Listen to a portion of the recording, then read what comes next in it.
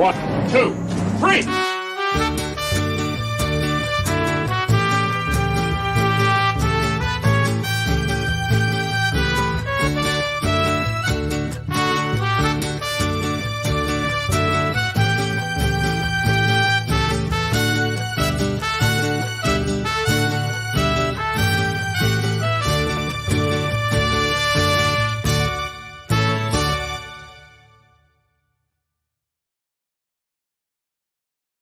So much pointing. This is how we like it here at the Ford Fiesta. My name is Paul Preston, here with the great Adam Witt. Hello, I am Adam Witt, noted aficionado on all things Harrison Ford and Indiana Jones. Why, what is our topic today, Paul Preston? Well, we used to do a show called Movie Nonsense. Today it's video game nonsense because video games, when they cross with movies and when they cross with Harrison Ford or Indiana Jones, catch our attention. So we'll talk about that. And people know we're not fair weather in this way. We've covered the Witness video game. We covered the we covered the regarding Henry video game. And today we cover Indiana Jones and the Great Circle, kind of. You know, we're gonna do what we do, and that's what we do, and that's why you're here. Oh, it's so exciting, Paul. Oh, congratulations on my engagement. I told that story a bit ago, but yeah, so I won't tell you again. But congratulations to you as well, Andres. Still happy. Yes, I'm joining an elite group there, I think, with Andres. So yeah, man, good to have you. Bummed to miss you at Robert's show Saturday. Next time. I did not attend. Adam, I know you went. Robert Buscemi, good friend of the show, has been on here on these Movie Guys airwaves many times. A hilarious comedian. Had a show on the Silver Lake area, right? Yeah. Well, yeah, it's a little like industrial area south of that and a little west of Pasadena, but he found a really cool spot. It's called the Moon Huts, and I guess in training back in the days, this was a military area, and it's got those, big, like troop huts. Yeah, so it's a really like barracks. That's the word I'm looking for.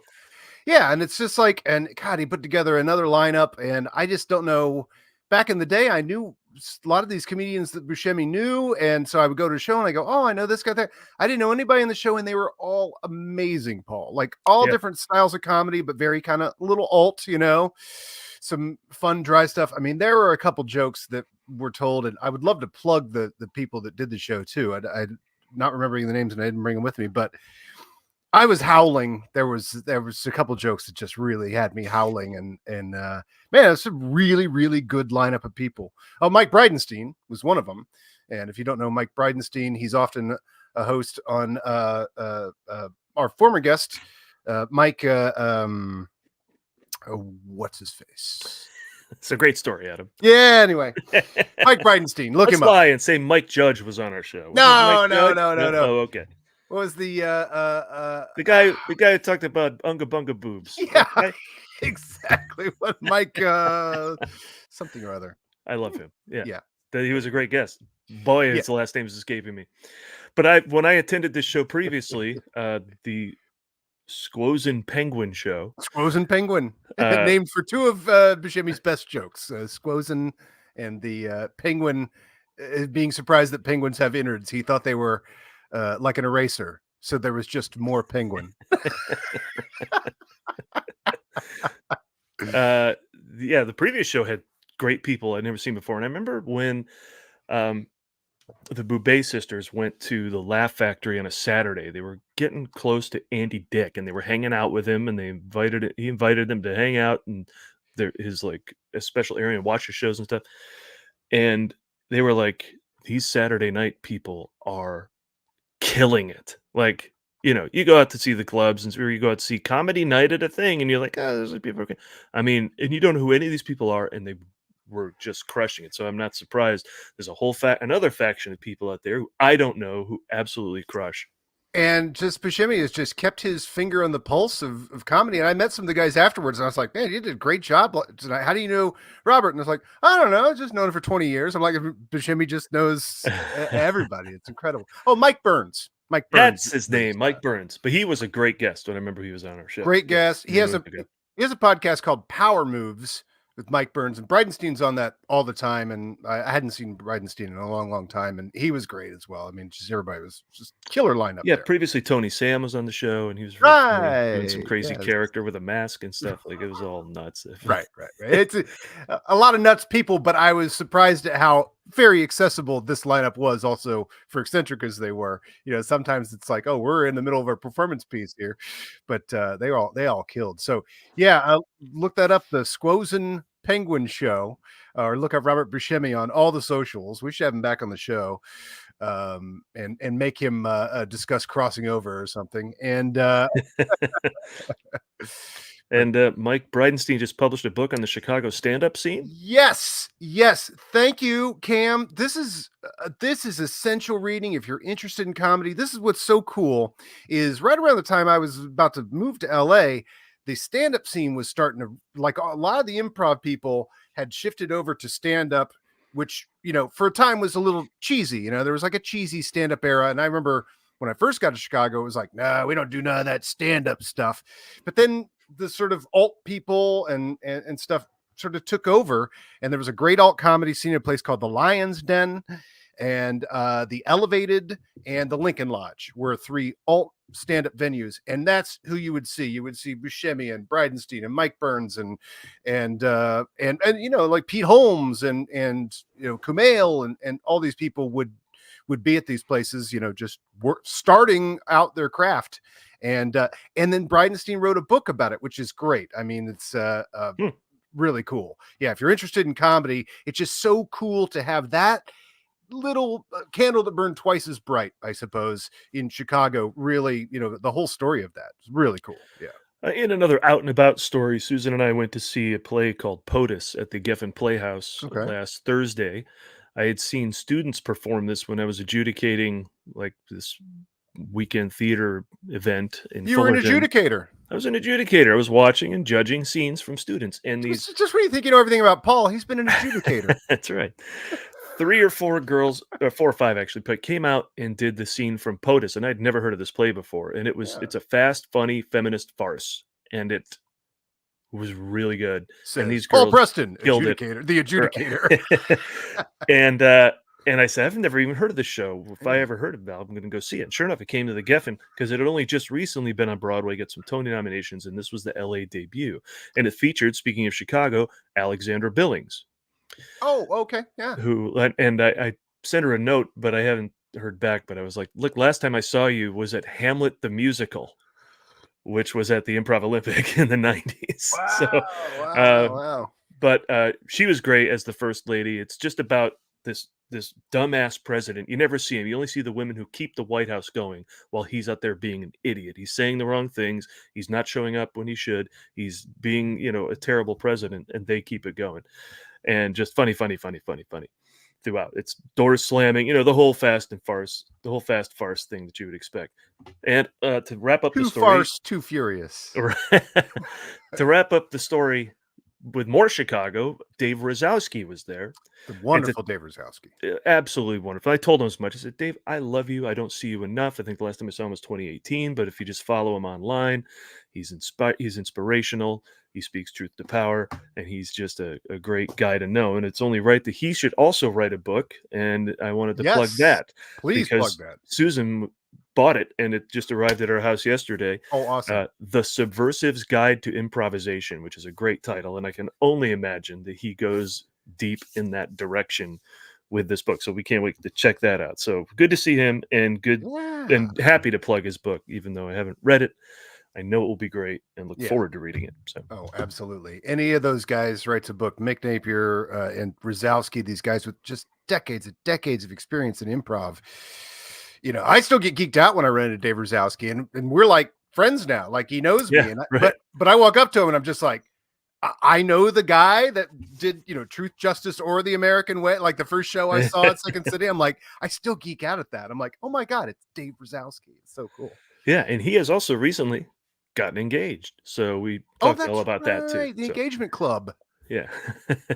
Yeah. But anyway, speaking of comedy, I hear some stuff. Let me run through some stuff I wanted to post that I didn't get to. We never get to everything on these No. shows, but this is old news. Everyone knows it by now, but I just want to say what a great choice this is. He's been a Okay. great host every year. Really funny, just finds the right vibe. He's like a little edgy like Letterman was, although Letterman, clearly didn't succeed, but he's also as palatable as Johnny or Bob Hope. Yeah. And so I'm glad he's back. Oh, And yeah, plus, absolutely. Poor last Joe year's Coy, though. Poor Joe Coy. poor Joe Coy. I mean, Yeah, come on. and some of his stuff was funny, but it was not good. But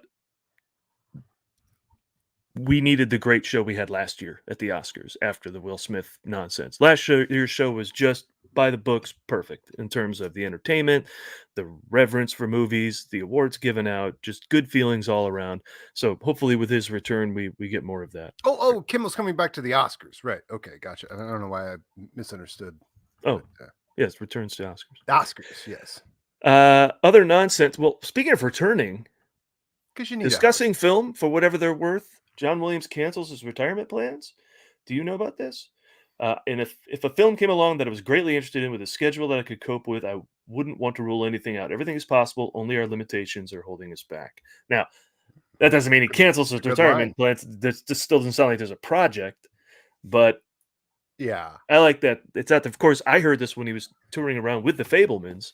We probably even talked about it here, and he was doing a Q&A with Spielberg and said, a day without music is like a day wasted or something to that effect. And Spielberg joked, "Oh, I got to get another project going." So, yeah, hopefully we get more J Dubs, as the kids are calling him. Yeah. It sounds like he's not actively composing a score for anything right now, but it also, the fact that he's going to be at the Hollywood Bowl this year and he's now, been traveling around and, conducting in other countries and stuff, that he's doing a lot of stuff. He's not just actively composing for any movies. So he's not retiring and leaving himself open to that. But in the meantime, he's going to be at the Hollywood Bowl in July. And, that's a thing for sure. That is 100% a thing. I can absolutely confirm he will be at the bowl in July. Great, cool. And that there might be some good video pieces in that show as well. Yeah. Here's some other stuff I didn't get to show earlier. This is just dumb, right?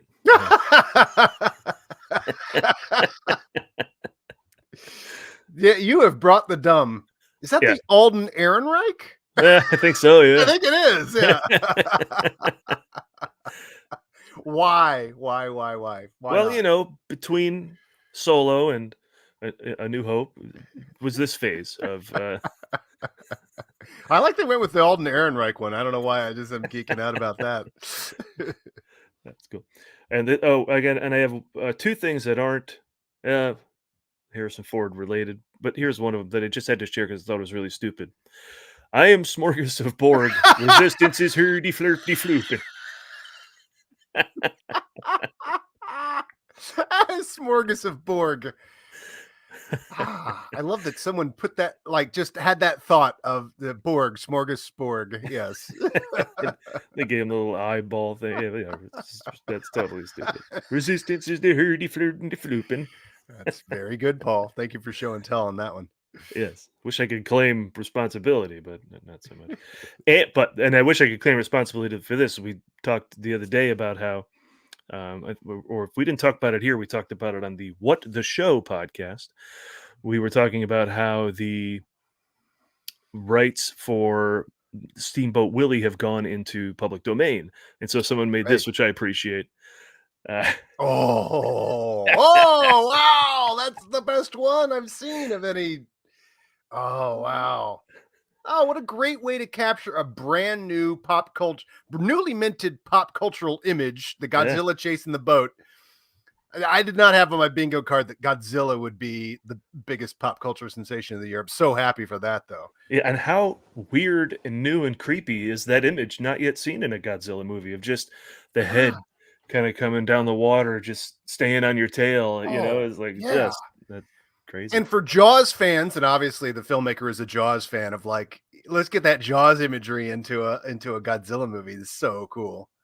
Wow. Steamboat Willie application, very, very good. I mean, you could do this anytime. it's a spoof parody, whatever. But Yeah. I think Steamboat Willie's public domain rights Mm. must have inspired somebody to make that. So again, Pyrasterin at the bottom right there. Pyrasterin. Well done. Well done. That's good. There was another photo I saw from the Critics' Choice Awards, just Harrison with what was it, Zach Braff? Who is that? Zach Braff? I think can't it's tell. Zach The Braff. angle's too acute on his face. I can't exactly tell. I mean, it could be Zach Braff. I think But it is.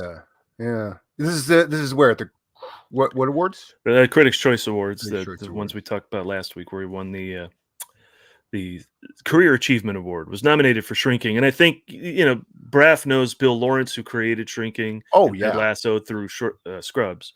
Yeah. So they were probably just all hanging out. Yeah. And you want to be at that table. Indeed. Yeah.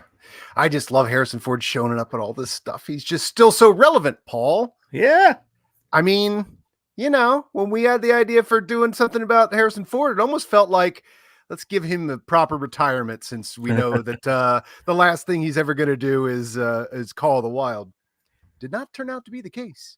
Obi-Wan Kenobi's Zach Braff? Is Braff in that? Did I miss that? I must have missed David, that. explain yourself. Please. I hope you're not recording. We're not recording today. Confirmation. Braff confirmation. Let's see what else we got here in the world of let's see this. I got one more thing that's Star Wars related. Now, when I was growing up, the way to create your Star Wars name was to take, it was very complicated. You take the first 3 letters of your last name, the first 2 letters of your first name. So that's Prepa. He plays the mole man who picks him up in episode 3. Take your word for it. I will rewatch that any day of the week. Just clearly haven't this week. Got it. So that's Prepa. First 3 letters of the last name, first 2 letters of your first name. Prepa. And then you take the first 2 letters of a sibling's name or something, and then the last 3 letters of the town you're born in. So it's like Prepa Wenta. That's a good Star Wars name. Okay. But it was a long way to get there. This tweet I saw recently, much quicker. Switch the first sounds in a 2-word food item. Weef Bellington. Villy Charity. Seacon Pandies. OG Fat Cat. Well done. This is good. Really Dot good. Hog. Dot Hog is dead. Dot Hog is genius. Tench Frost. Is absolutely a Star Wars name. Good Habanero Hepper. And Oalmata Kaliv, which I've only ordered those for the first time ever. Well, bought them at as a healthy snack from the grocery store. So, that's funny. Oh my God, that's a real. You're right. The other one was was really. And chime them in the comments if you want, because it's super easy. I mean, just think about what I just had. I had Sosh Scoop. Like that's. Oh wait, it was chili, so it was Chosh Squilly. Yeah, that's going to be somebody in a cantina somewhere. Chosh Squilly. Torque Pacos. It's absolutely Torque Pacos. It's a 1,000,000% a Star Wars name. That is genius. Yeah, what did I have last night? I had ramen. What kind of ramen was it? It was like a garlic truffle ramen. So truffle, yeah. Ruffle charm, it'll work. Well done. And then a couple more things that aren't Harrison Ford related. That was obviously Star Wars, but this just I found this tweet interesting. Definitely the future of television I had in mind was me having to Google every movie I want to watch to see if it's currently in one of its 1-month windows on any of 7 streaming services I pay for. This is way easier than buying a DVD. I love it. Chase Mitchell, nice work. That I mean, listen, I could and probably have and could continue to bitch about streaming here on this show and in conversations with me. Oh man, somebody posts. I can't remember. It's what's the guy, the director of the state. What is his name? David. You're close. Yes, that is one of the names.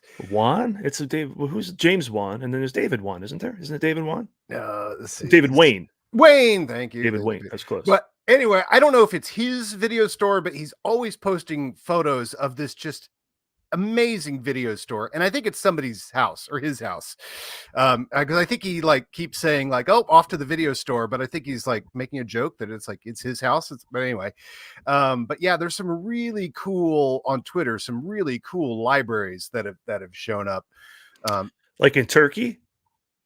I've Like seen like some in Turkey that are like nuts. They look like the Beast's castle.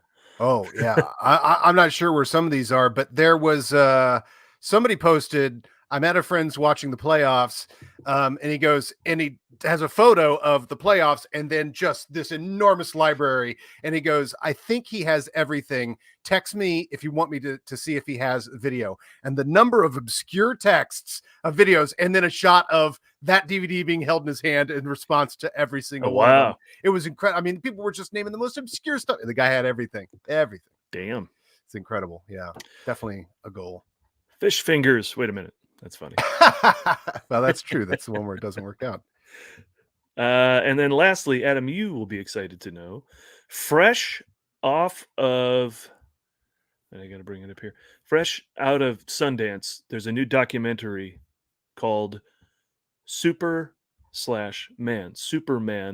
the Chris Reeve story. So we're going to get a official documentary. Oh, wow.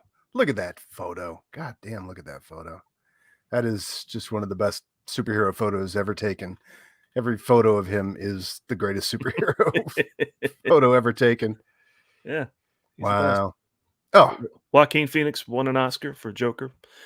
But you're not going to see a documentary about him being that. This is just a guy, an iconic guy being an iconic thing at the right time. And now we'll get a doc. So look for that. And once again, Superman, the Christopher Reeve story. wow. Man, nobody's done it better since. Isn't that crazy? Yeah. It's the first and almost only in some ways. Yeah. But you could tell the people at Marvel really have that in mind as their ideal as well, because I feel like there's a lot of great heroic moments. But boy, he just is just that guy. And always associating Superman with Dayton, Ohio, where she first saw the. Oh, really? Yeah. Well, I definitely saw all of my viewings of it in Dayton, Ohio. That's awesome. Yeah. All right. Well, I think that's it for the stuff I wanted to burn through at the top here. I'm trying. Don't forget this. Thank you, Cam. I ran and got a photo of this. This happened this week as well. You didn't take that photo, did you? No, I didn't. Wait a minute. No, I did not take that photo, but okay, who are on the edges there? That's it's got to be the left presidents and of right. Sony, right? I mean, these got to be this Sony guy, the guys that run the studio there. I don't recognize them though. It's an interesting place to put a John Williams music building. How often does he work with Sony? All the time, because he hold on, I'm trying to find the names of these two people in the photo here. Hold on a second here. Oh, from the left, Tony Vincent-Quera, of the Vincent-Quera affair in The Man from U.N.C.L.E., and Tom Rothman is on the right.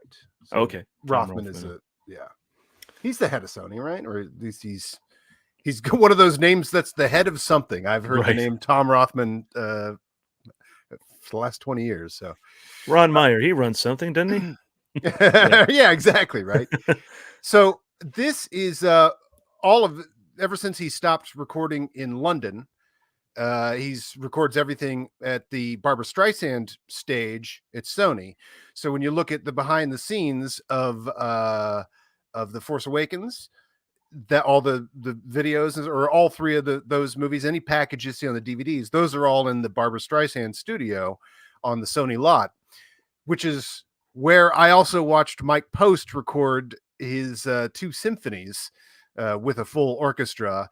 And you walk into that room and you're like, this is the room. Because I ain't ever walking into the London, wherever he recorded the originals or whatever. But I mean, I know those behind the scenes, and I walk in there and I'm just like, oh, I'm here. Like, really here. And I actually went up on the podium. I got to stand on the podium. That's cool. Oh my gosh. But the cool thing about the Barbra Streisand studios, they've been used from everything from Gone with the Wind, Wizard of Oz, you know, that's a famous studio, and more recently, you know, Indiana Jones and the Dial of Destiny, the Kingdom of the Crystal Skull, all of John Williams stuff for the last, I don't know, since whatever came after AI, I think, like around then he switched over to these studios. And so there's all these music stands and everything everywhere, and there are quotes written into them of things that happened during sessions. And there was a James Horner quote, and I can't remember what it said right now. It was something specific to the session or whatever, but it was just like so cool. And it was like somebody was obviously in a session with James Horner. James Horner said something funny, and they wrote down James Horner, and then I think they wrote the year. It was like 90 something or whatever. And you're like, I mean, all this studio is just so storied that like the quotes are from, you know, 10, 20 years ago of like other great maestros and stuff. Really cool.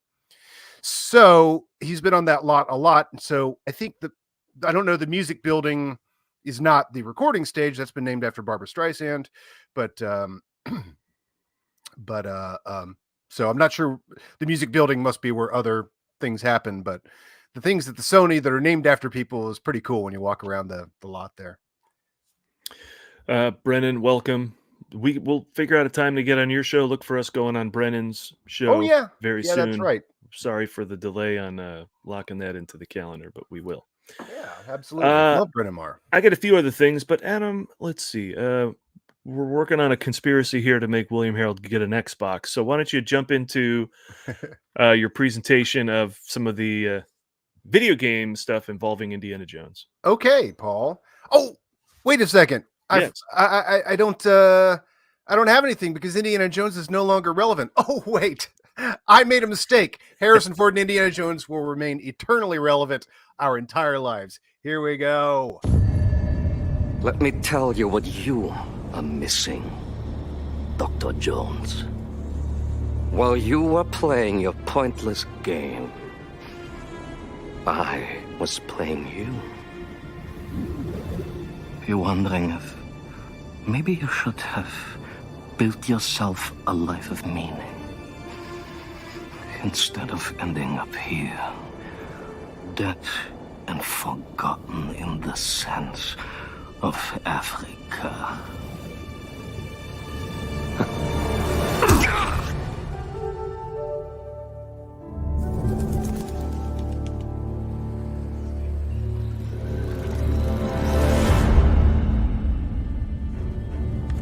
Myths. That font. History. Just different ways to interpret the past. Thousands of years of humanity's thoughts and beliefs, scattered and buried.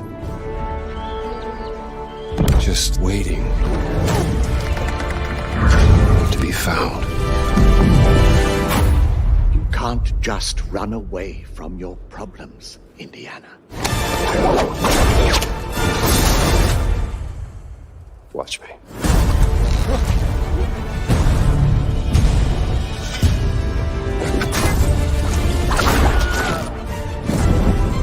Throughout history, mankind has built sites of great spiritual significance.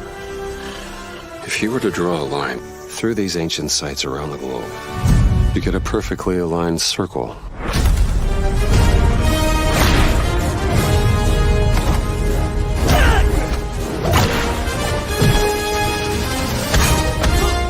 I've had run-ins with these guys. I didn't want, we're running from the law at this point with our copyright infringement. So I wanted to stop. I didn't want to stop until he punched the Nazis because I wanted to make sure we watched that. And there's a lot of that in the trailer, which is great. That's Troy Baker doing the voice of Indy. Cool. I was like, we're going to get Ross Marquand. We got Troy Baker, though. He does a great job. Of course, he's done Batman and he's done all manner of other characters throughout the years. Big video guy. Great Indiana Jones voice because it's a casual Indiana Jones voice. Yeah, like when he's just talking, not because any of us we do up the whole Indiana Jones, but this is just the doing the casual talking Indiana Jones and Harrison Ford is a skill, you know. Yeah. Did you catch the point in the trailer? Oh, yeah. I think I did, but boy, I missed it. When was it? Hold on. I'm going to clip it out because Oh, it's okay. it's worth noting. I did just like that they included it. Oh, here we go. Hold on. I'll pull This this is out. typical, by the way, of our chat. You got one guy, I can't wait to play this, and the next guy, I can't wait to watch people play this on Twitch. What's funny Both are is correct. yeah, I mean, you know, you and I have never done any live video game, but you know, that might have to change, you know, like the live video game. But I'm with William. I play-by-play. don't have an Xbox. I got the Red Ring of Death years ago. This may bring me back. I may have to grab it. Plus, I can go back and finish that Ghostbusters game that I've been meaning to finish Oh, that was a good for game. 10 years. That was a good game. Yeah, I got pretty far in it, but yeah. Then I tried with the pipe cleaners you stick in the back to get it running again and all that. It just Yeah. those things suck. But now there's a whole new console to get, and I may have So to. I'm assuming this Indiana Jones thing is not coming out on PlayStation 4. This has got to be a 5 thing, or is this I'm Xbox told only? it's Xbox only is what I'm told. Yeah. Well, Is now I what got to buy an yeah, a Xbox. friend of mine told me. Oh, now I got to buy an Xbox. I got to do Yeah. it, right? Yeah, or one of us does, and we both play it. Yeah. Because or do we both get one? Do we do it? Well, then we could maybe Well, jump you online and play together. I don't know. Who knows? right. I mean, well, and you can commentate while I play, or vice versa. That's right. For the Twitch stream, which otherwise I ignore. Right. I don't know if anybody watches this on Twitch. Hey, here's the point from the trailer, by the way. I love this. They got it in there. You're taller than I imagine, something like that. Yeah. Of course, what I meant to do when I set that up was here's a clip of the new Indiana Jones video game and then go to this.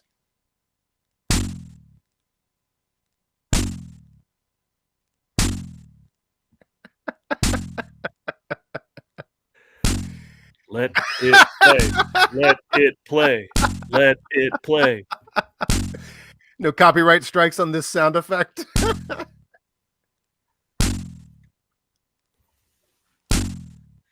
Wow. You weren't even close to getting where you needed to go. No, it takes forever. That's a 2-minute clip, by the way, to get them all the way over to escape. Now, but this led me down a path because I was early adopter of Indiana Jones video games with the Atari Raiders of the Lost Ark video game. They did not call it Indiana Jones and the Anything because it was a 1981 video game, or 82 maybe, Raiders of the Lost Ark. And so let's take a look at the Atari 2600 video game. Paul, do you know anything about this? Okay, this is one I played like at the boys club when I was a kid. Okay. Everyone was excited because they had an Atari there, and you could just run around and use the whip, right? That's pretty much it. Or am I thinking of the stand-up Temple of Doom game where you can whip things like snakes and? I think that's the stand-up. I think that's what I'm thinking of. But game. I still did play this and the much maligned ET game back in the day. But how I played and what I was trying to do, the graphics look familiar, but I forget the gameplay. Yeah, there's your Indiana Jones on, just like in the movie, he's on a big springy thing that takes you up to the Ark. But I mean, look, this is what we had, and it was stellar because Right. there was no more complex game in Atari history. I can't imagine. This thing was impossible, Paul. And I'm going to walk you through. This is somebody's gameplay here.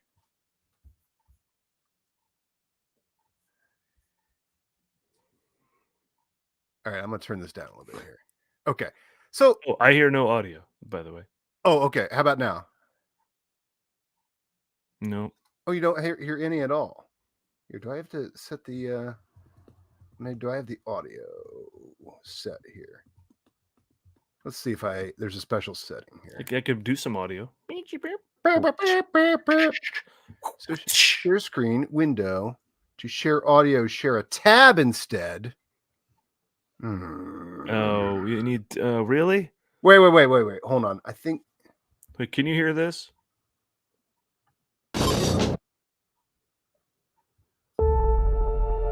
Yes. You could? Okay. Yeah. Okay. So that's what it is. Hold on. I have to present the file instead, which will not let me skip ahead. But here, we can talk over it as things happen. Sorry. No, that's okay. So Let's see. the audio on my video is going to play. All right, hold on So, one second here. All right, so we'll do this for the moment. There it is. Okay. So, all right, so this is the market. You can hear me in the game, right? Yeah.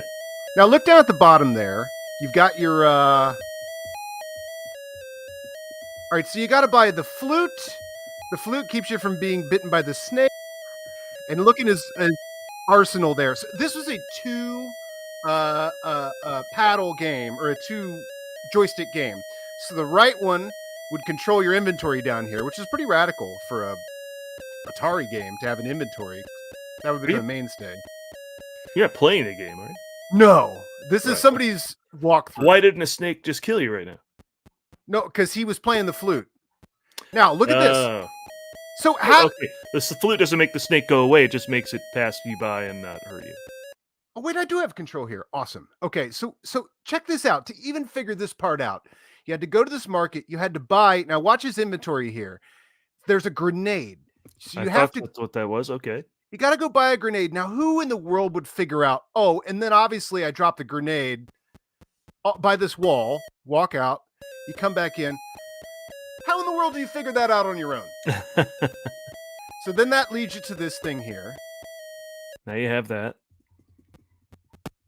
Now you're in this thing. I mean, look at all the stuff this guy's figuring out that we had to figure out. And then you grab your coins there. You grab the Ankh. You put the flute back on. So you have to do that with the other paddle. And then you could only get out. Oh, yeah. You had to shoot this thing to get out of it. And then this weird thing will chase you. And you had to keep getting coins and stuff. But he's having trouble here. You got to take the flute off to get the coins. Oh, yeah. You got to trade the coins for whatever that dumb thing was. Oh, my gosh. By the way, none of these adventures did Indiana Jones have on camera so far. No, these were all just alluded to. And then you get to get your key. Remember when Indy had to get money and buy stuff? No. Oh, okay. So check and this the out. Ankh. Remember Indy and the Ankh? Yeah, yeah, Indy and the Ankh of souls. So he's got the. So if you look down at the bottom there, this third from the right, that is the Staff of Ra, the headpiece. So then you go to the bottom here, and what would happen when you're trying to figure this game out is you go down here, and then you're in the Mesa fields, and all you would ever do is fall. All you would ever do is fall. This guy has it figured out. You put it on the whip. Now watch how the whip works here. And the whip, you extend the whip, and then when you touch one of these things, you would hit the button, and boom. And then it would take you to that. That's how you use. Wow. Right? I mean, how do you figure that out? That's too much figuring. I remember us playing Red Faction, which was an Xbox, I think Xbox or PlayStation game from over 10 years ago. Yeah, and you had to bust a wall open to get a gun out of there that would allow you to, kill the thing you needed to kill. But I had no idea I had to go into. How do you know you're supposed to go into the wall? How do you know how to jump from one thing? I don't even know, of course, with these graphics, I don't even know you're supposed to jump over one. That's water otherwise or something? What are we looking at here? What is this? It's sky and mesas, I guess, because if you walk off of one of these things, you will fall. In fact, you'll see it briefly here. Now, this person knew something that I didn't, which is when you walk off the mesa, or if it's not even the whip. He's got it on the Ankh, but it's like a little grappling hook thing. And you throw it to the next mesa. Now, if you miss, you fall. And so this screen right here where Indy falls, arms akimbo Casually, through the air. With his arms on his waist. As only Harrison Ford would, to fall casually through the air. But this guy knows that if you hit the button right away, he hit the button right away because he ends up back in the mesa. Well, I never knew that if you screw up and you hit it. But now look at this. Now you come to down to the bottom here, and he's got this figured out, because I'm telling you, this took us so long to figure out. He gets to the bottom mesa. Now you have to switch, otherwise you'll fall again, to the gold.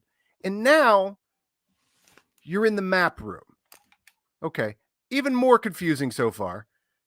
All right. Now he's got the key. The key turns on the map room. We didn't know. Now this was in the guide.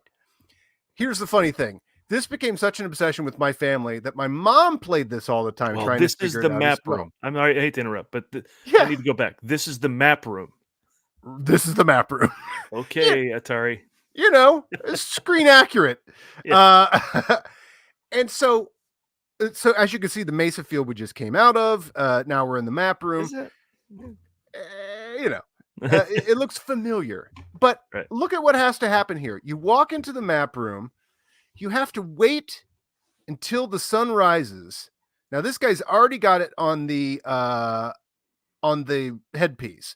You wait till the sun rises, and then you're supposed to switch to the headpiece. That caused me to fall casually many times. All right, come, let's get the sun going on here. You have to wait forever for the sun to come up. Holy crap. Just, wow. Oh, there we go. Okay, so finally the sun rises. Wow, that's the sun. That's the sun. And then that shows you, do you see that little dot on the big mesa there? That shows you where the arc is, right? Nope. So see that missed little that. dot? See that little blinking dot? Still don't. Wow. What a Okay, game. anyway, there's a dot blinking, shows you where the arc is. That means, now how are you going to figure this out yourself? That means you have to go back through what we just saw there. You have to go to that point of the mesa and jump off with a shovel, and then you can, where you land next will be where the arc is. I mean, my God.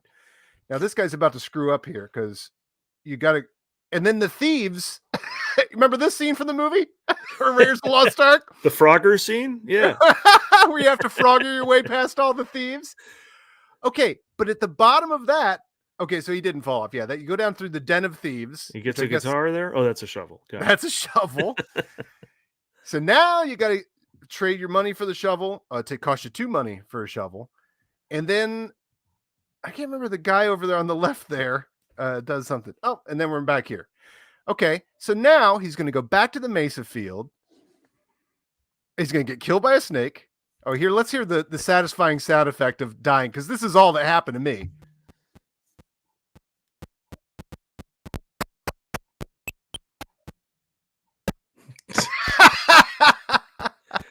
Ouch. Whatever that is. Timepiece thing? Your camera? I don't know. Is he back? No, is he redoing everything we just saw? Right. Now you got to go back through. You got to go Wow. back to the Mesa Fields. I mean, imagine trying to figure this out on your own. I'll tell you how we figured it out in our family. Is my mom called the Atari 2600 phone number and asked them. And they had to tell my mom how to do all this. And then my mom won the game. She's the only person in the family that ever won this game. Crazy, right? But the frustrating day coming up here is going to be some major. It is. Very good call. Indy dribbling down the court. Was that the coach? That looks like a basket too. The green thing looks like you're ready to go for a shot. It probably. Oh, it is the green basket there. All right. So now he has to go to the same spot in the Mesa field right here. So he's going to the left of this Mesa here, and then you got to go and jump off there.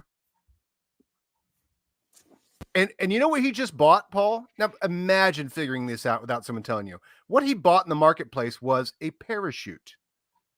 But you wouldn't know that's a parachute. It's a square box. Looks like a Christmas present. Is there a little book that came in the box to show you what these icons stood for? It would, yeah. That's true. It did give you hope. that much.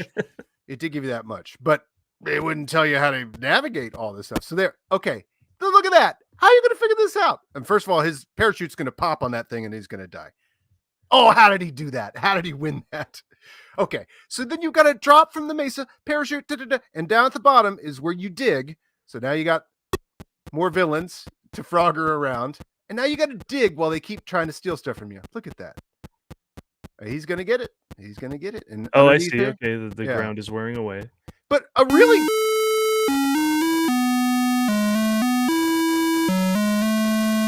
And he won the game. Remove. That's how it ended? He just Yeah. gets there and you're done? Yeah, well, there you are with the arc, Wow. You There's believe no- that? Wow. Extracting it and opening it and all that. Yeah, so we have come a long way. So that made So me that was Indiana Jones and the Great Circle? that was Indiana Jones the Great Circle. Coming soon from Power Steam Games or whatever. There you go, William. You excited to get that Xbox now? Imagine playing that with friends online. But that made me wonder, what other What other? other A big movie guy's phrase. What Yeah. other? All right, so let me bring up this guy, Cymox87, put all of the video games together. Let's see. Let's see here. The Indiana Jones Game Evolution. This was really cool because I thought, hey there. Cymox. Oh, okay, hold on. Here's Cymox. Cymox is and so he's gonna walk us through the like and subscribe for Cymox. Thank you, Cymox. But I thought to myself, I'm like, I'm shocked I didn't own every Indiana Jones video game. Really, I owned one. So here we go. He walks us through the all right, we've already seen this. So what video game followed it from 1982? 84, Indiana Jones and the Lost Kingdom. This looks Coleco to me. Mm-hmm. Now look, we're seeing a little more Indiana Jones. He looks a little more like Indiana Jones. A little bit. He kind of looks like an abominable snowman as well. Yeah, exactly. I'm like, yeah, he looks like a creature, doesn't he? And here he is. Is he in Tron here? Big horns. Playing Breakout? Well, this is, if you remember the scene from Indiana Jones, the Temple of Doom. Many of them. Which one is this, Adam? This is Temple of Doom 84. Where was he there? At the Can we take a guess? I mean, are these Shankara stones that I'm supposed to think? Multicolored Shankara stones? maybe. Because that looks like the temple kind of pagoda there or whatever. But I mean, I don't know. This maybe has as much to do with the Temple of Doom as the last one did with Raiders.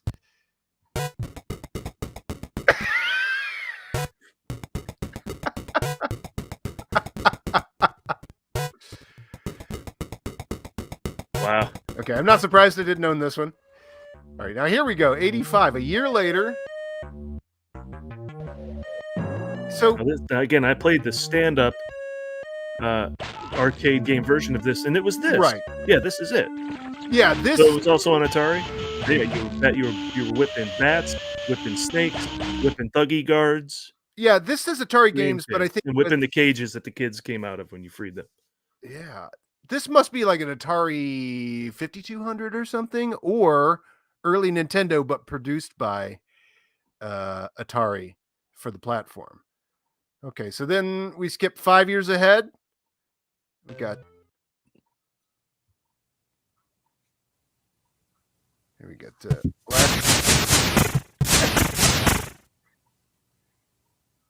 I like the photo of Harrison Ford in the right corner. That would keep me going quite a bit on this.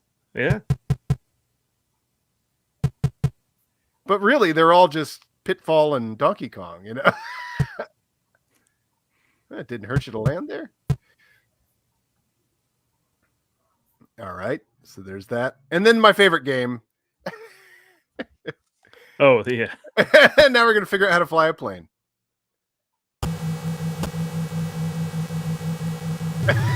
Fly, yes. Yeah, they didn't even include that line. No.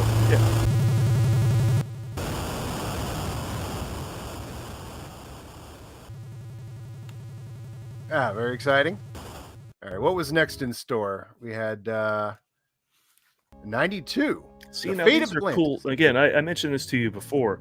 These are cool titles that Cool name, would've right? made great movies. Yeah. Yeah, Fate of Atlantis. Now, this has got the same mechanics as the previous game, but I at least like that it does feel like Indiana Jones. You're like, all right, we're crawling in things, we're climbing in things. As much as, That would be interesting. Much like the Great Circle will be to not know your goal. Yeah. Like with Temple of Doom, you got to get the Sankara stones, you got to beat the thuggies, you got to free the kids, you got to go across the bridge, the whole deal. But I wouldn't know what to do with the Atlantis one or the Great Circle. or the casino here. But Maybe on a Indiana Jones casino. in Indiana Jones in the casino is a great idea because of the James Bond lineage. In fact, I really like that about Dial of Destiny when he does go to that auction place to meet Helena when she's selling the artifact. I'm like, oh, this is very much Indiana Jones in a casino, like James Bond style. Now, when you showed me the list of Indiana Jones games that there have been, this one shocked me that the Young Indiana Jones Chronicles has a game. Yeah. Well, this I is don't- what Was it ever the hit that it was supposed to be back in the day? I don't No, recall that, but the thing about to George, this point, where they get a game out of it. well, the thing about this is right when George Lucas was developing the Indiana Jones Chronicles was when LucasArts was really emerging as a video game producer.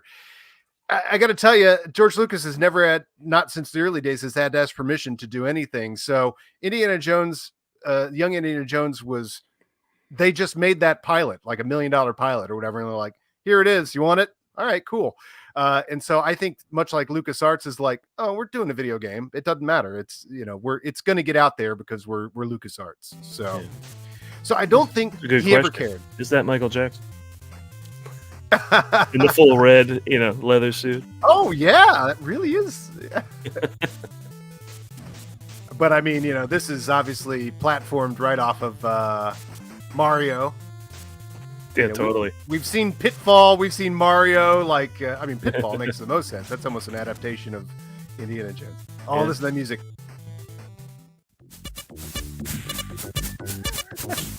Instruments of Chaos. Well, they made 2 Young Indiana Jones. Now he just looks like he's being harassed by animals. Right. Oh, he's so harassed by animals. Hawks. I hate hawks. Monkeys. I hate monkeys. This could develop all kinds of. If you're just tuning in, we're doing the gameplay of the brand new Indiana Jones. Yeah, this game. is the Great Circle. His greatest adventures. Now this looks good. Oh, and you got the music, and now we're in Castlevania, right? This is Castlevania. Piranha. What are we ripping off here? Yeah. The good call. You should be able to throw dates at the monkey. Poison dates. It just looked like whatever the goal of that said game Tatum is, died. he couldn't get to it because he's just being harassed by animals constantly. Oh, it is desktop. Jake's here. He's going through old video game emulators and played one of these like 3 weeks ago. Oh, cool. Yeah, I would. remember the first day I realized I could play stand-up arcade games from the 80s on my computer. I was like, Mhm. what? And then then I went crazy with the emulators. Now you can buy them and they have like 500 games. That's I gotta get that. Maybe I get that before I get the new game. Oh, you know what? I think that you've just solved it there, Jake. It's like, yeah, I got to get one of these emulators, which I've wanted to get for a long time anyway. Wait, go back one. I know Okay, I hate sure. to interrupt you, but we're onto Gauntlet, right? We're Oh, yeah. Yeah. It's Gauntlet or Zelda, the original Zelda, that's true. but very Gauntlet. Yes, Elf is about Indiana Jones. Indiana Jones' father's about to die. Mac is about to die. Mac is about to betray. What is it? Somebody needs food. That's right. Uh, Sala needs food Solid badly. needs food badly. Yeah, exactly. You were saying about the emulators, though? You wanted to just Yeah, get I've that? always wanted to get one of those, and holy crap, all of these would be findable for on an emulator. So it's like, oh yeah, now is the time because I love to play these. It'd be so fun to have every Indiana Jones video game in the palm of your hand. Hell yeah! And a reminder to Jake and others who, once again, who just arrived. This is our walkthrough of the Indiana Jones and the Great Circle game. Brand new. Look on at it. Xbox. Well, it's just like being in the movie. Okay, well, this is a leap right here. So how many years is that now between these? Okay, so The 10 yes. year leap. That's a 10-year leap, right? Yeah, so what is this? 96 is the Oh, no, desktop just edition. 3 years? 3 Wow, years, and but that's there's quite a a- lot of video game evolution going on in there because I remember, and I think the next video game, the step in evolution is this is the Tomb Raider evolution, Yeah. right? So this is now Tomb Raider exists because I think that came out around 97. Which is a snake eating 95. itself, kind of, right? Oh yeah, it is a snake eating itself. You're right. Yeah, Tomb Raider. There would be no Tomb Raider without Indiana Jones. But it's cool that Indiana Jones, much like Pitfall, then Indiana Jones takes on the Pitfall thing. The Infernal Machine. Now that's a good title. Like, what plot is that? That's cool, man. Yeah, what is the Infernal Machine? So this has got to be a PC game. An idol. Didn't get Troy Baker for that one. No, they're not even An trying idol. on it. Whoa! Look at this giant face. Wow, what's in there? This must be important. Here, let's hear the Harrison Ford emulation. This might be important. Oh, it's totally AI guy. You can have sex with old ladies in your neighborhood today. This might be important. And so now we've let's find the year on this. So that was more of 2003. Now we are through the rabbit hole of Goldeneye as well. Goldeneye. This got a lot of Goldeneye feel to it. Emperor's Tomb. That sounds good because that sounds like full on, raiding. Sounds That's great. raid in a tomb. Yeah. Although, as an Indiana Jones fan, he's a little too out of breath.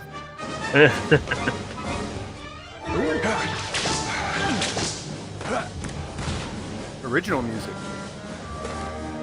Oh, right then the theme comes. Oh, and now we enter the Lego era. Now it can look kind of dopey. Not perfect. Yeah. Now we're back to bad graphics on purpose because they look like Legos. So now it's allowed to look goofy. So there we go. So now we're in the Lego era. Let's see if there's anything else.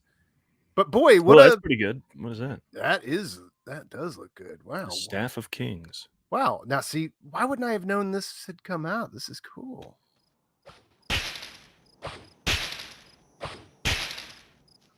This feels a lot more like an Indiana Jones adventure. Again, still the kind of Goldeneye and Tomb Raider. Yeah, He's not being harassed by animals quite as much here. Yeah, no Nazi monkeys. There was a ton of Nazi monkeys in that other. Oh, that just came out of nowhere. Good punching. I bet there were no good punching in the other games.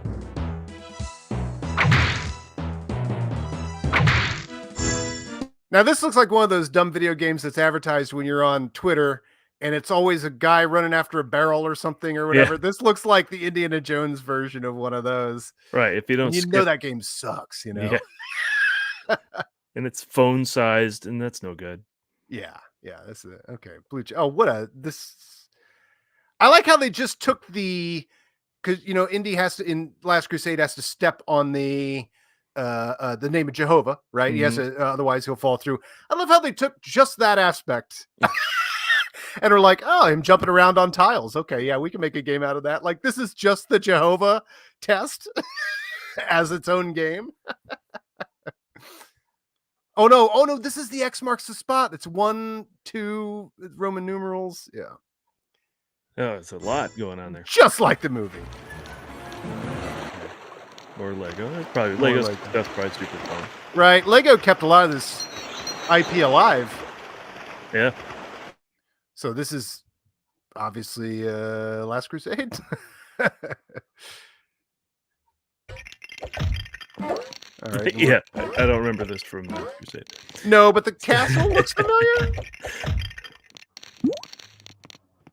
Yeah, I never got into the Lego games, although they are pretty faithful to some. And there you go. So yeah, subscribe to whoever that was. And watch those other 2 white videos. So yeah, that is the history of Indiana Jones video games. And then that leads up to, this one, which makes you realize this one is something special. Let me play the file on this one instead so I can run through it. Let me just say, I've only heard what sound like bad takes so far on this video game where people are like, I can't believe it's first person. I want to see Indiana Jones. I've come to see an Indiana Jones game. I want to see Indiana Jones. I'm like, you get to be Indiana Jones. To me, that's cooler. So, first person Nazi punching in. Yeah, I mean, people like to bitch. It's not even it doesn't have any bearing on reality. It's like I can tell you what everyone's going to complain about this next thing. It doesn't mean anybody that's actually interested in that thing has any of those thoughts, you know. I'm missing But here, let's Dr. Jones. I mean, let's go to some of the gameplay here. All right, you got to like that, right? Oh my gosh. Yeah, let's see some. Yeah, Is go to about a minute and a interpret half the through, and past. you'll see the him punching Nazis. He's Yeah. punching Nazis. Yeah, so what a step in Indiana Jones evolution, right? Oh my gosh, look at this. Away from your problems, Indiana. I didn't see Marcus Brody in any of the other games we saw. This is a True. step forward. Or you may have, but who could tell? With, Who could tell? Yeah. 2600? Yeah, exactly.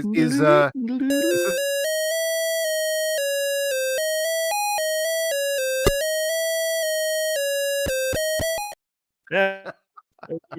Center.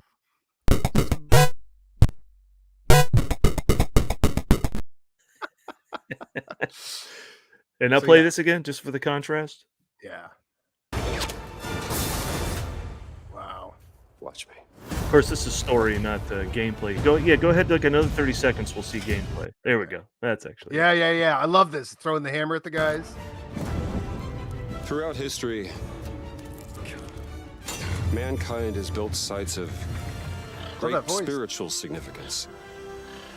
If you were to draw a line through these ancient sites around the globe, you get a perfectly aligned circle. Now that's gameplay right there. Oh. Yeah. I've had run-ins with these guys before. Trust me, it ain't a walk in the park. Okay, then. Let's see if you can keep up. What do you mean if I can keep up?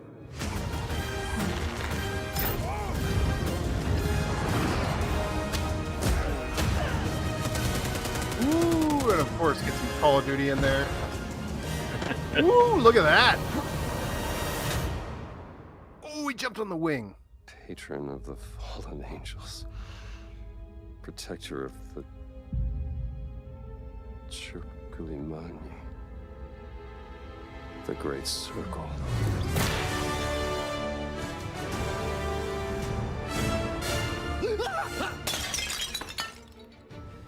You have any idea how old that was? indignant Indy. Good All stuff. right. Yeah, they got that too. Oh, that's good. Yeah. Yeah, Any very- idea? Yeah, he does all the Indiana Jones voices well. First person punching looks of. Oh, I got to address this before he goes. Okay, Mhm. so Jake Yakavetta has only seen Temple of Doom. All right, to which I say I envy anyone who's not seen Raiders yet, and he's saying he's going to leave and go watch it for the first time, dude. It's the greatest movie ever made, and Are it's you the best of kidding me? the series of films. So enjoy. It's like a holdover of 70s filmmaking into the 80s. The really good stuff when Spielberg was at his prime. Harrison Ford was top notch, coming off of Han Solo twice. So, what do we need to say about Raiders except enjoy yourself? And of course, there you go. And so is Brad, and Brad is saying that very thing. and of course, translated into oh yeah, okay. So here's what you're saying. Oh yeah, but I love that this has been translated to Jake LaCavetta because it's actually fuck it. This is somehow weirdly inspired me. Yeah. Which, Well, thank you, Jake. yeah, also, and our goal isn't to make you leave our show, but if you must, If you must. go watch Raiders of the Lost Ark. That's fine. Yeah, if you have to leave our show for one thing, to watch Raiders of the Lost Ark Oh, is good. definitely. All right, so he didn't quite leave before. Yeah, William might be doing even better service than us. Just Jake, watch it all in one go. Stack up your beers That next to too. you. Yeah. Yeah, but be sure to put some beers in the coolie. Just set them next to. Just watch it all the way through. That's awesome. Oh wait. No. Oh, sorry. I went to post the other one. Right. I'm going to play 2600 Raiders. Excellent. But the other one's good too. Yeah, a nice plug. Thank you. Go listen to the Ford Fiesta finished episode of Raiders of the Lost Ark when you're done. And Yeah, Jake, come on next week and It's not Lacovetta. That's an I. is it an I? It's always been put an it I. in That's capitals, not which means lowercase. he's serious. Can't, Then how's that pronounced? there's no L in his name, but there's also an A in name. But we'll Yeah. let that go. I've been mispronouncing that for like 6 years now. Yeah, probably. I just thought it was a style thing of like, I'm going lowercase L, it's showing it off. But here are the other things that I wanted to point out. I guess about it's a Y and pronounced like a Y then. Yeah. Yakoveta. Okay. Yeah, I think so. I hope so. That's what I'm a I've been man doing. of That's the what I've been doing. This is true. They don't want to see in first person Indy. They don't want to see him. They want to see him from behind. Yeah, because you just see his back if he's out in front of you. Yeah. Who he's supposed to be? And also who he's supposed to be? Some like weird. I'm his intern, and I fight with Indy, and you're trying to do stuff. I mean, you want to be Indy. That's it. Well, I mean, if you don't like first person Indy, there's lots of other options.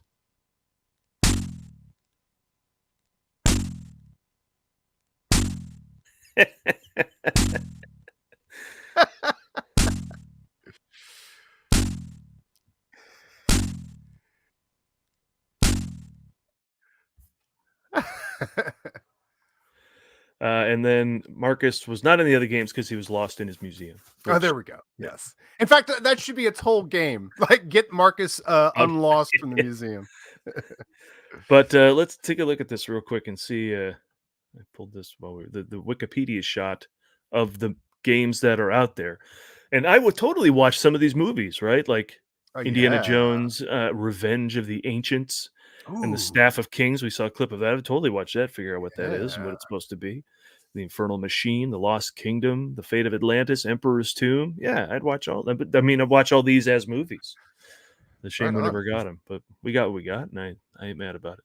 No, that's really cool. Yeah, the Staff of Kings. I love that. I love. By the way, we didn't announce that Mara Kanopika was in town, and we got to watch Indiana Jones and the Dial of Destiny with her. That's true. Yeah, we did. It's amazing.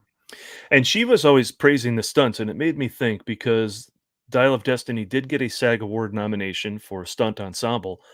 Would Harrison Ford win if the movie wins? Like, because he does a lot of his own stunts. He rides that horse and all the other things. Would he? That'd be great. If the stunt ensemble wins and he's included in there, like, thanks. Yeah, although I'd have to imagine he'd be like, no, the stunt team, I'm not. Course, yeah, I'm not going to take anything out because, as we've said on our podcast a few times, he clearly takes a producer role on the scripts that he's choosing, but never takes a producer credit. So, mean, he easily could have by now. Yeah. I mean, some people take a producer credit because they're getting paid $20 million. Like, you're like, I'll cut 5 off my ask and just make me a producer. I mean, we see that happen all the time. So, some Tom Brady shit right there. Right.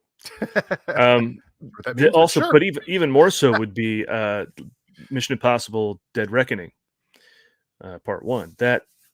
Cruise would have to win if that's nominated as well. Yeah. You think the guy jumped off a cliff on a motorcycle 6 times till he got the shot just right. But he probably might do the same. I can't. I have to let the other guys win. Whatever. So. Paul, I'm being told right now that there is some live gameplay between 2 players going live right now. Hold on, I'm going to bring up that screen. Jack. Yeah. Computer theft is a serious crime.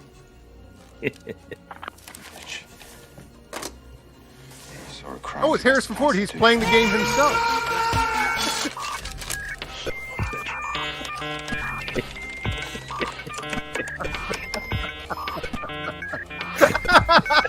I'm gonna have to reinsert the Indiana Jones game to re-edit that. Oh, that's right. Keep the sounds though. Yeah.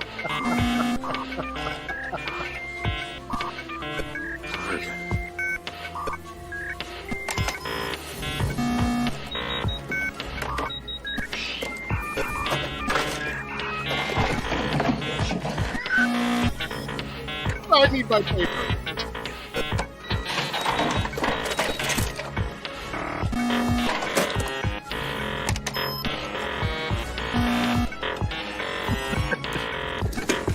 I love in your version, he's printed out a screen of Pong. You're right. I got Pong right here, and you're going down. Print screen. You're going to jail, pal. I think I need to re-edit that with.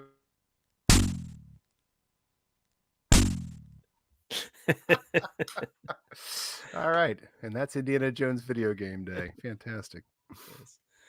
Good thing the printer wasn't out of cyan or whatever. I've always hated that. That would be really funny. He checks the paper. Oh no, it's out of ink. He goes to the ink drawer. He puts the thing. Oh no, it's out of all the inks. Just more and more tension. All right. Resolved by a printed out final score. There you go.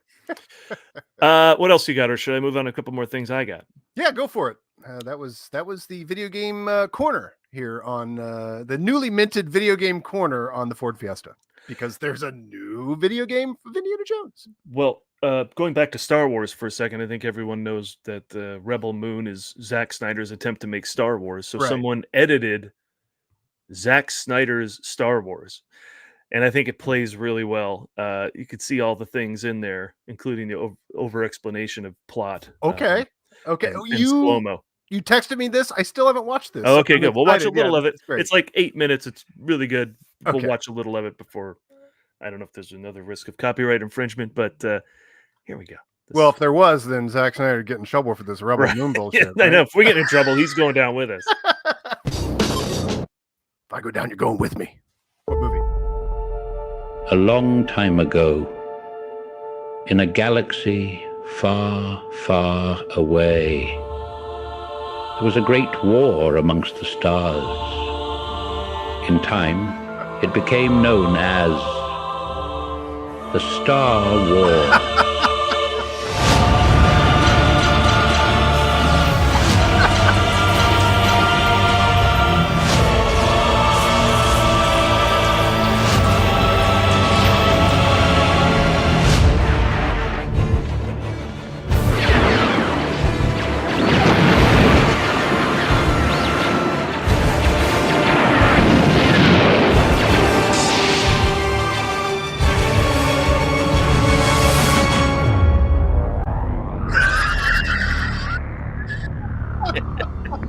Nice.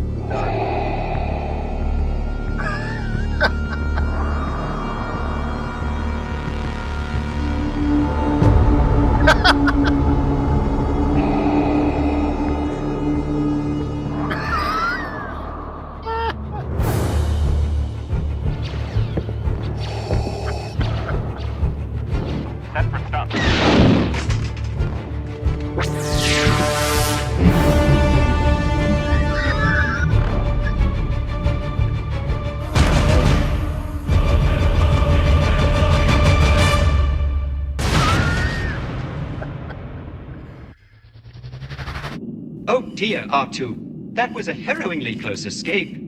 Once again, we find ourselves narrowly evading the clutches of the Empire, that vast and oppressive regime that seeks to control the galaxy. Their forces, under the command of Darth Vader, a former Jedi turned ruthless Sith Lord, is a direct servant of the Emperor, the very embodiment of darkness and power. But we must press on, for the fate of the galaxy depends on the rebellion's success.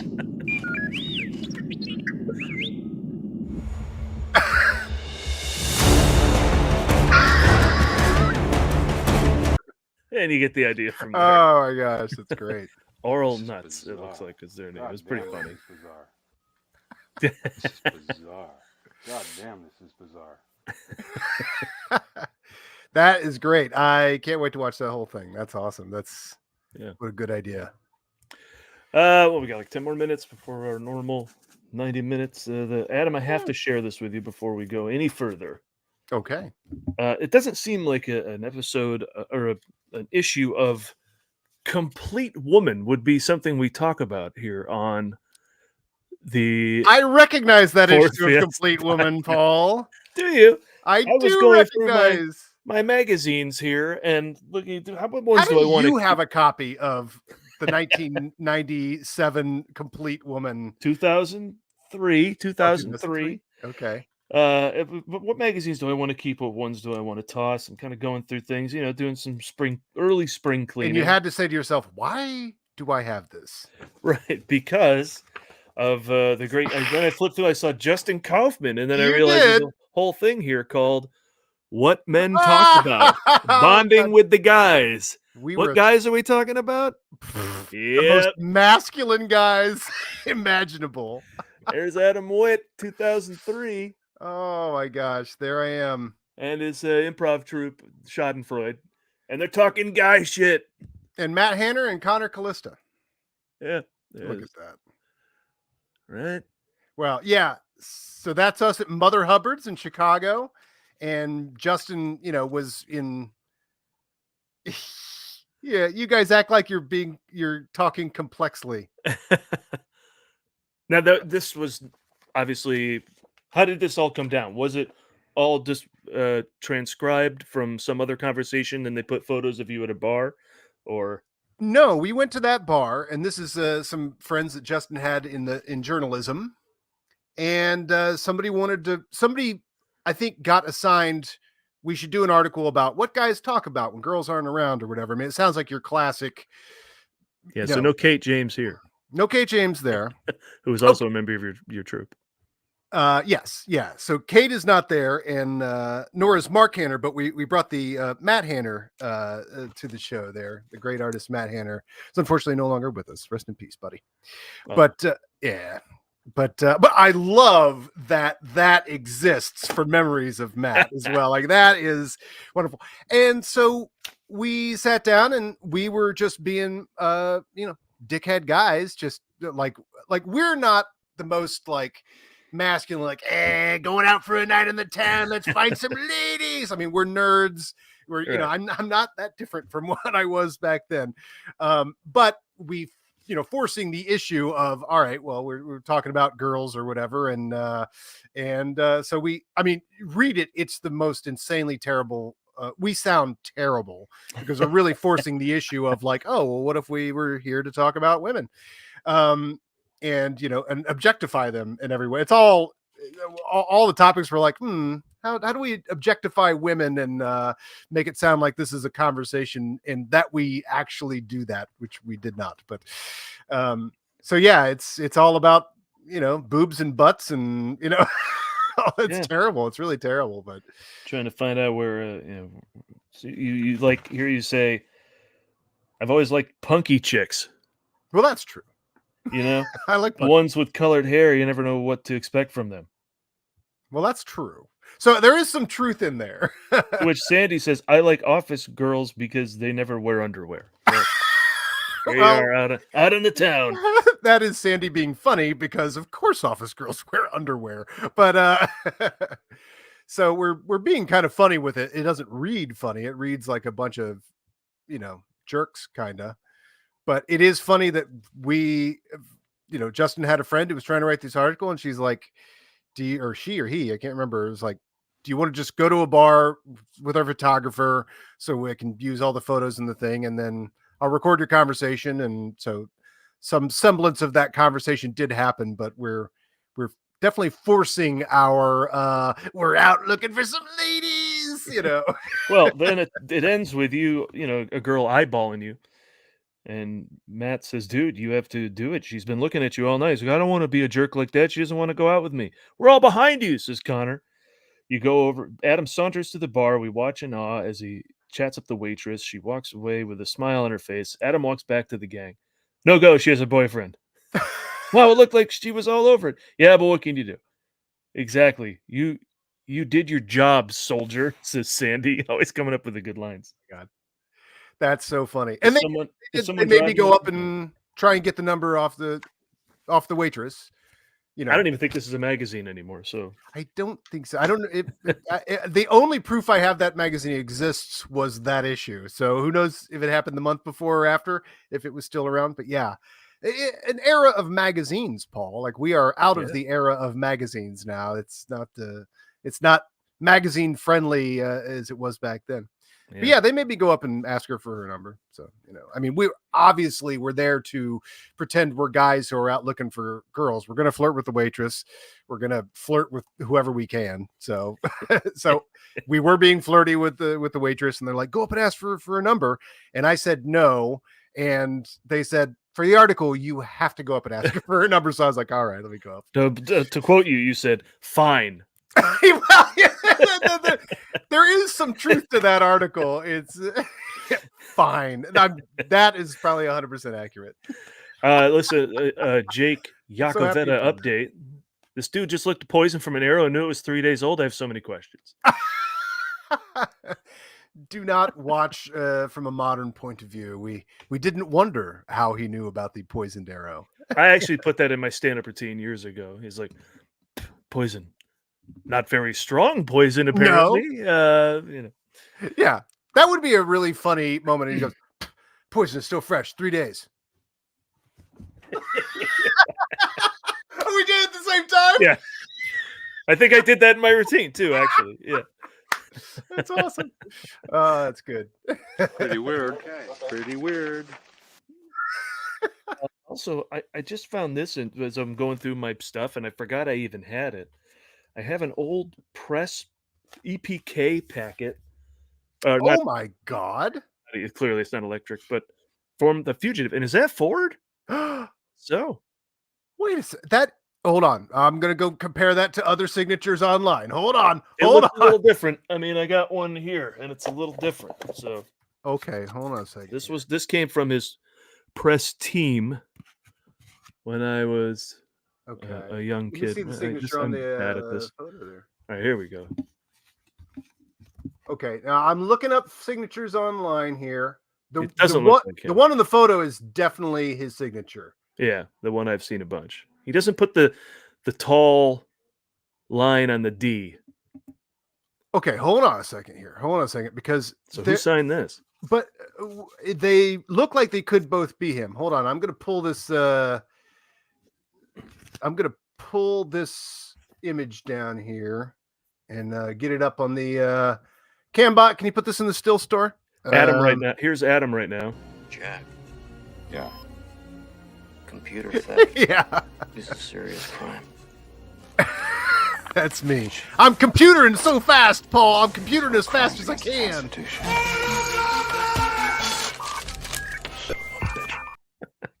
If one more thing comes up as WebMP or whatever, hold on. Now I got to convert it. But there's a whole bunch of look at the old. But I'll show you all the ones I've. Someone has all of his signatures because there's a lot of variety. I mean, as we'd expect, I want a lot of variety in my signature of my. Okay, here we go, Paul. So hang on, wait a second. Here's how much I didn't look at this. Oh, a certificate of certified that Harrison authenticity. Ford, the fugitive signed Prescott, is absolutely authentic, is unconditionally guaranteed for the lifetime of the item. The certificate is not transferable. History of origin: the item is 100% real and signed Harrison Ford. I own this and have exclusive right to exhibit it. Oh, this is just from whoever the hell sold this the first time. I don't know how it. I don't even know how it ended up in my hands. Somebody gave it to me. There's like a print sheet of like ads you can submit to newspapers to run.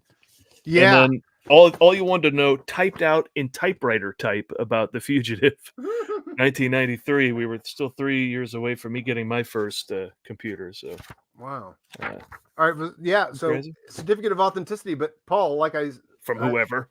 But I found this, and I'm like, the signature that you showed me is definitely bears some resemblance to one of these. I mean, it looks like Huffy Gale signed mine, but see, look at that loop and everything on the Ford. See how they kind of loops the Ford.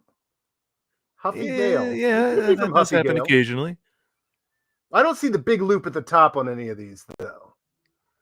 But that might have, it looks like he signed it Harry Ford. You see the Y? It's true. Absolutely. Yeah. Looks like Harry Ford. That's Harry Ford. Or Huffy Pale. I think that certificate of authenticity might be bullshit. Yeah, it's just from it's not. It's signed by nobody. It's like it's signed by whoever. But wait, is he signing Harry Ford? He is signing Harry Ford on all these. Look at that. There's no way that's Harris. Oh no, there's an N on some of these. That's true. Here he got through Harris. That's about as far as he got. Right, but that's Harry. He's signing Harry Ford. Yeah, I never realized that his signature is Harry Ford. He doesn't seem like a Harry, does he? Brad. Neither You got does Harris. Harry. You got Harrison Ford's signature. Yes, I did. Proud owner. Wonderful. Eee. All right, Paul, before we wrap up, Yes. this tree can't come down until all the gifts are yes. taken from beneath it. And I Let's still do it. have 4 Indiana Jones action figures under there. So we have to end each show with me opening one of these, or this tree's never going to come down, which I'm okay with. I don't feel any real guilt about having the Christmas tree up until Valentine's Day. Go for it. I didn't question. You'll get no judgment. And by the way, is Andres still in the? Is Andres still in here? I just want to say, if Andres rewatches this, or if he's still here, this is all your fault, because it's a little over a year ago that we had Andres on Movie Nonsense, or maybe it was longer than that, and he convinced me in a add to cart segment to purchase a Moon Knight from the Marvel TV show. And I purchased it, and it was a pre-order, so I just forgot about it. And then one magical day, in the mail comes the greatest action figure I've ever seen. It's like Moon Knight, and it's a TV show about Moon Knight. All these things sort of blew me away. And so for the last year, happened to be a year where they also started putting Indiana Jones improbable costumes into action figures as well. So this is all, and then I bought a bunch for myself. And I wrapped them and put them under the tree, and I've yet to finish opening them. So here we go. I should put the Christmas music on. Remind me to cue up Carrie Fisher's song from the holiday special for this segment next week. That's right. There we go. I got Marion, baby. Oh, and that's a Nazi monkey sweet. on her shoulder. That is one Nazi monkey, and she comes with a pan. And we are now 3 pieces of the arc, thanks to your contribution from the tote I gave you. Yes. We are now closer to, and this segment will wrap up with building the arc, which makes absolute sense. All right, there we go. So there, I have now opened. Are you sure you're going to get all the pieces? I mean, basically, if you get every character, you should be able to build it, right? Yes, they're all under the tree. The arc is under the tree, ready to be built. So here, just unboxing. Take a look at the monkey before we go here. Well, look at that, and of course, it's another masterpiece. The look at this, what they're doing here. Look at the creation, and she got the costume from Cairo and all that stuff. Look at that. That is cool. And there's Marion. Oh boy, very exciting. But let's look at the Nazi monkey, shall we? You can say anything about any of your modern adventures, anything like that. How many of them have a Nazi monkey? Jake is going to lose his shit when that monkey flashes the old Sieg Heil. Yeah, look at that. He's got so many questions. Nazi monkey, bad dates, and I mean, I just love that. What a prop for a toy to come with. A pan. You get the swordsman too, don't you? Isn't that he in the mix there somewhere, or no? Not oh, he's mix. Not. The only I just gotta hit somebody. Guess she'll hit Tote. Yeah, she got somebody. Yeah, she's gonna come over to your house and hit Tote. Remember when they had like different things you could do? You could push a button on the back, and the character then would have like pan hitting action. Whip. Yeah. Or pan hitting action. Now you got to turn the whole character. What's that about? Here we go, and look at this. 2 more pieces of the arc. Nice. Those are the 2 I gave you, so you must have the full base of it now. I must have the base of it now. Yeah. You want me to go grab the other 2 pieces of the arc so we can share with the audience, or have we bored them enough? Oh, look at the time. Oh, look at the time. And that's our show, ladies and gentlemen. And what we're doing next week, I don't know. Can we get our act together to talk to Sabrina and get her on here? Sabrina Ramirez? We'll see. It will either be Sabrina or the script from Sabrina or the script from Devil's Own. Oh, I got a show and tell from Sabrina that's fun too. It's sitting right here. I will leave it there until we do that. Is it signed by Harrison Fork? Let's see. No, it is not. Nope, unfortunately. Bogus. Oh wait, are there signatures in the back of this thing? No. From whatever it is? No. All right. That's it then, ladies and gentlemen. That's the show. And we'll talk to you next week. Hold on. waiting. Hold on. The monkey is articulated. And yes, it's Sig Heils. Holy shit. Can he hold the pan? No, it's not that articulated. Yeah, when you get like this, it's The yeah. tail is articulated, the arms are articulated, and yes, he does Sig Heil. Look at that. Jake is going to lose his shit when he sees that monkey Sig Heil. And with that, I bid you a fondue. I bid you a fondue. Thanks for watching, everybody. All right, goodbye. And 1, 2, 3.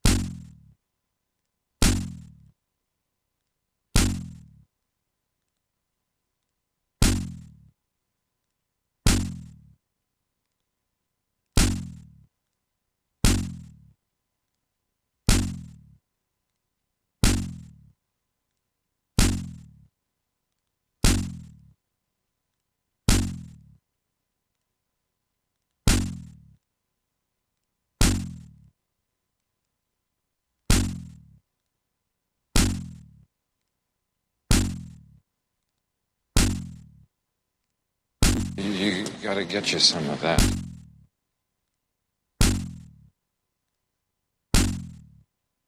Pretty weird. Okay. Pretty weird.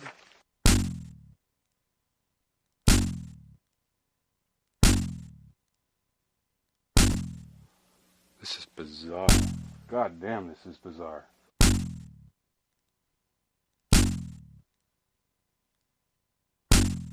Ah, shit. No. Well, Yeah, let's go again.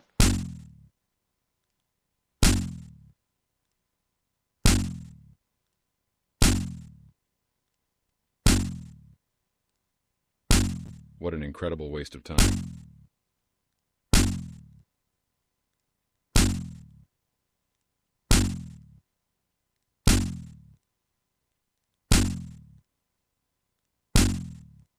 I can't stand it. I know you planned it. I'm gonna set it straight. This Watergate, I can't stand rocking when I'm in here, 'cause your crystal ball ain't so crystal clear.